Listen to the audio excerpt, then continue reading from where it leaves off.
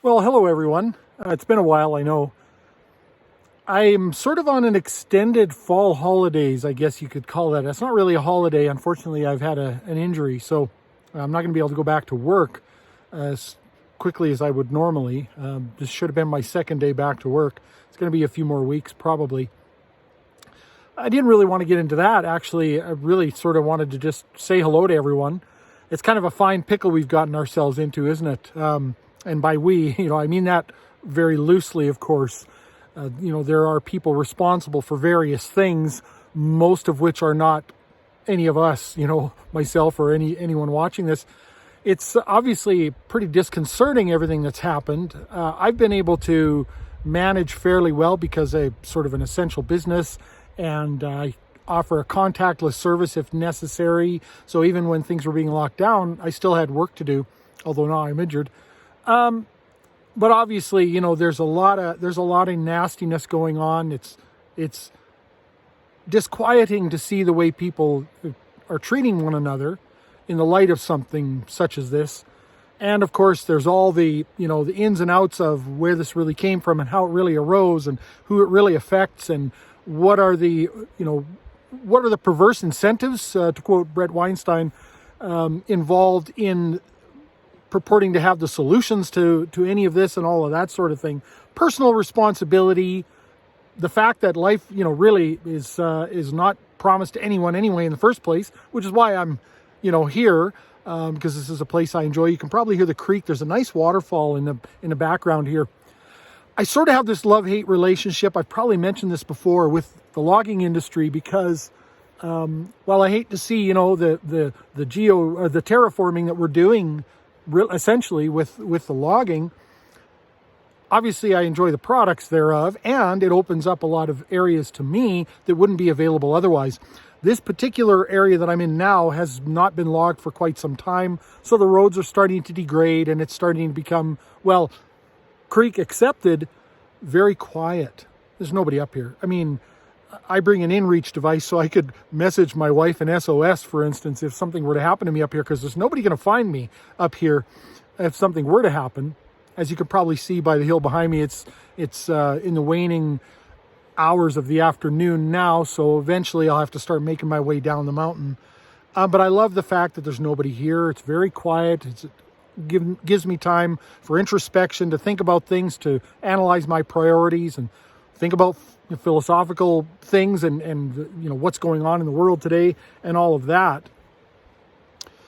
And it's really disheartening again to see the way people are treating one another, especially in light of the fact. I mean, obviously I don't know where everyone is who may watch this video with regards to any of this stuff, where you sit.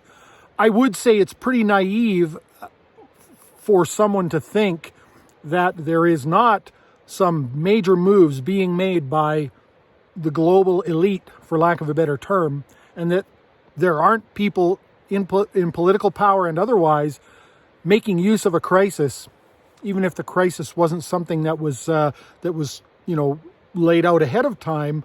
There are great opportunities there for the power mad among us to really want to wield that power. And obviously any talk of something like, leveling the playing field, a redistribution of wealth or anything like that, that's all silly talk as well. Because of course, yes, wealth has been redistributed again to fewer and fewer hands, et cetera, et cetera.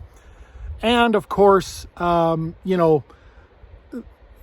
can extend much further. There are many who might say that, any of those power-hungry people are really in camp tyranny, and what they do is they manage to convince everyday average people who only watch the news, etc., to think that that this is some sort of a philanthropic, benevolent action that they're taking, when I don't think that is the case. The data bears that out. One other thing, actually, too, while I'm on the topic, and then I'll get off the topic, because we've all topicked it to death, I think, is what's really taken a massive pounding through all of this is the concept of the scientific method. I'm not sure there's been a worse phrase uttered, and of course it's all over Facebook, it's all over social media and the news. Follow the science. And of course, they don't mean follow the science. What they mean is listen to this set of assertions and believe that because it was uttered by someone who we deem to be scientific. And that's not what science is, of course. Science is a methodology. It is probably the best one we've ever devised for understanding and describing and predicting the physics and the nature of our natural world so that we can make best use of it. But follow the science science is not a set of unassailable conclusions. Quite the contrary, actually. And of course, skepticism, free thinking, criticism, all of that is, I think, paramount to a proper investigational scientific method. And you can tell that what people mean is believe this set of what we deem to be unassailable conclusions at any given moment because, of course, when the science changes, and there are those of us who might say follow the science, really meaning it. I don't use the term science very much. I usually refer to the methodology because, again, the term science has become bastardized. When something changes and when they learn new things and people come out and say, aha, yes, but you declared this earlier, they say, well, no, we're just following the science. Well, that's fine. But what you did not allow for was any shred of an opportunity that the science wasn't correct. The current science of the moment was deemed to be infallible until it was proven not. And then the claims, well, science is fallible. Okay, but the admonitions to believe the science now, the new science, are made. You can see the problem. There's not enough honesty there. And I think people in general, the general public, let's say, but everyone, we all rise or lower to the level of expectation. So this dumbing down of things and being told that listen to the doctor, listen to the scientist, listen to the politicians, the economists, do not think for yourself whatever you do, then leads people to think that they need to just tell people, believe the science, and everyone goes, well, what is the science? Here it is. I believe that, and I don't look for any other information for myself. And you end up with a dumb populace, ultimately, in the end.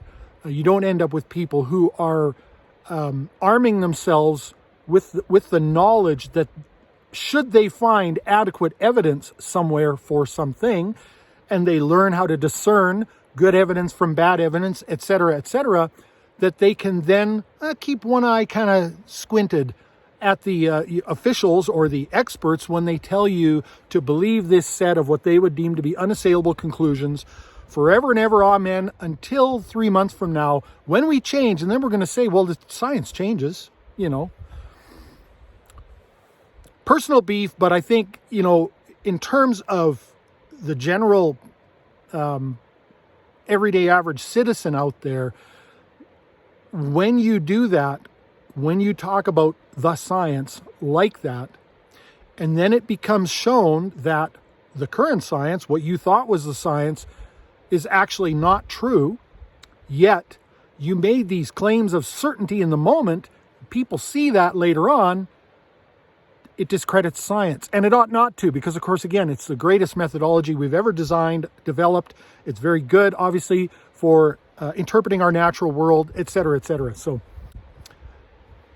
what are you going to do, right? People going to people.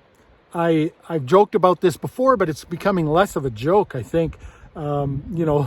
Achievement misanthrope unlocked, and it's sort of becoming that way, although present company excluded. And whenever I make that joke, I sort of have to make that disclaimer, because really the people that I do know well, I really do enjoy, I appreciate, they're good people.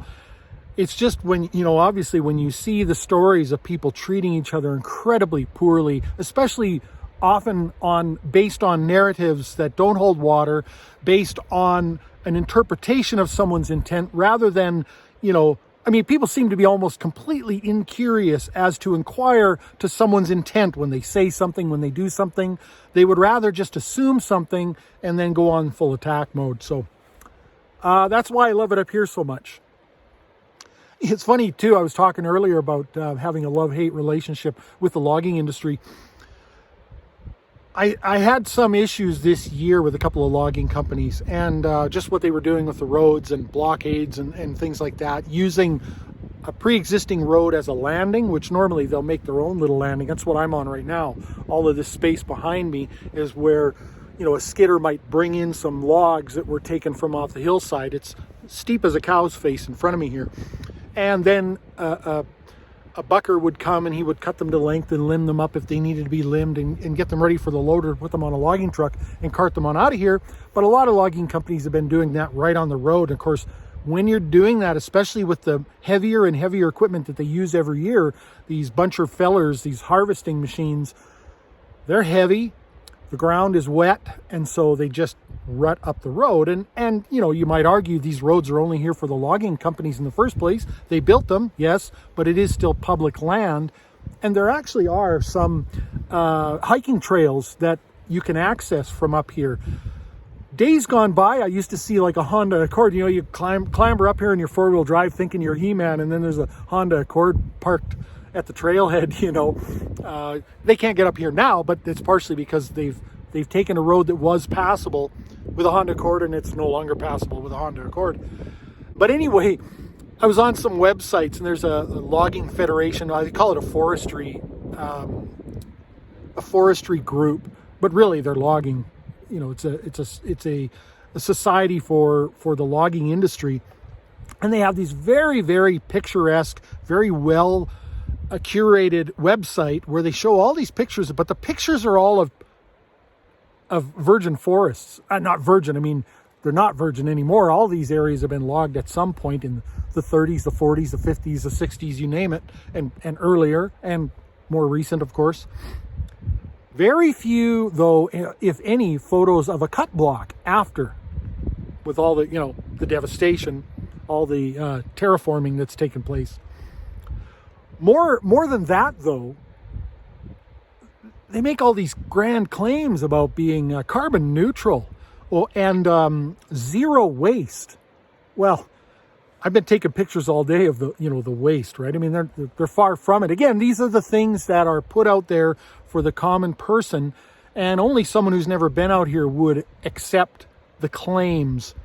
Well, I think of carbon neutral as well. That's preposterous. But also certainly of zero waste. And if they are carbon neutral, they don't do themselves any favors by claiming to be zero waste when there's piles and piles of wood all over the place up here that is waste. I guess it depends on your definition of waste, right? Like if they don't want it, then it doesn't count, so therefore it's not waste. We don't waste anything that we would otherwise want that had a profit built into it. Anyway, so yeah, I got a few more weeks to heal here before I go back to work, and you know, I just getting a few more days out in the bush before Mother Nature says that's enough of that. It was only about 5 degrees centigrade when I came out here this morning. When I left the house, it was below freezing, but I drive about an hour and a half to get to the mountainside where I am right now. And usually when I leave the house, if it's, 2 degrees Celsius, let's say, by the time I get up the mountain, it's about 2 degrees. It's usually about matching because, of course, it's much cooler up here, but now at home it'll be 14 or something like that, right? So usually just in the time it takes me to drive, I can almost count on it being the same temperature here as it is at home when I leave. But there were times today when I wore an undershirt, like a thermal shirt, and then a t-shirt, and then this jacket, and I got up here and it was cold. Within about 20 minutes of hiking along a cut block, actually I was up there earlier. Yeah, I was up on top of that cut block earlier. If you keep going that way, it actually gets to a point where it overlooks the entire valley. Just beautiful. I got my 400 millimeter zoom lens, taking some long zoom shots and things like that. But it only took me about 5 minutes on that hillside in the full sun, and I'm peeling all this stuff off. Now, the ambient temperature is still only 6 or 7 degrees Celsius. It's just if you're in the sun, you're baking, especially if you're working hard to climb up a cut block, because usually they're much steeper than they appear on any kind of film or video. I've learned this the hard way. I'll take all these pictures that just go straight up, and I get back home to show my wife, and this looks like a bunny hill. It's just the perspective, obviously, of the camera. And so yeah, I enjoy doing this. I'm going to do it a few more times. and then it's going to get too cold. I've had to go through some snow here. It's not snowy here. It depends on where you are in relation to the mountain and the shade, because there are areas of these mountains that don't really get very much sun at all, and those have, you know, a few inches of snow. Right here, even though the sun is going down behind the mountain now, this was all in sun today, so any snow that has fallen here is melted, but it won't be long. And so I'm scouting out some areas. That waterfall that you can probably hear is duly noted. This area I had not been to in particular before. I've been around here. I've been to that cut block before, but not here. Sort of a different trip through the valley to get here. And this is a long meandering waterfall coming down the mountainside. So that's going to get some photography done to it maybe next year or something. What I really like is if you can get, at the right point in the fall, you can get some Devil's Club. If you don't know what that is, look it up. It's kind of a neat plant. Lots of it in British Columbia, of course. It tends to go where there's moist ground, so there'll be often a lot of Devil's Club around a creek on each bank. And because of the way the plant is, the leaves, they look sort of like shaped like a maple leaf, but just much larger. They kind of look like they're floating, and there's like a blankets of them kind of around. I apologize for the wind if you were getting it. I tried hiding the truck behind, or the camera behind the truck here to minimize that. But now the wind has changed direction, so it's coming at the truck. The truck's no longer blocking it. The camera's blocking the truck from the wind. Anyway, when the Devil's Club at the right time of the fall starts to change colors, the leaves go from green to a yellow color.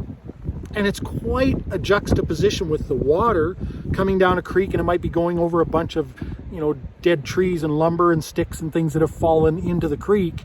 Then you've got this nice yellow kind of carpet around it, and if you use the right camera settings and you freeze the motion of the water coming through, you can give it some very picturesque images. So I'll make note of that waterfall for next year. I found one further down the hill that I didn't know was there before either. Not because I hadn't been to the area, but because I'd never stopped on this one switchback and gotten out of the truck and looked over the bank. Much like this, I stopped the truck today and I could hear water rushing. So I looked over the bank, and again, it's steep, steep, steep down, but it's only a few hundred yards to that creek. And it looks like it's open enough that I could probably grab a tripod and a camera and get my butt down there and get a couple of good long shutter exposures of that creek before I make my way out of here and go home. I would have done it on the way up, but those long shutter images, it's better if the sun isn't in the picture. Otherwise, you're going to have to use a filter or something like that to knock the level of the light down.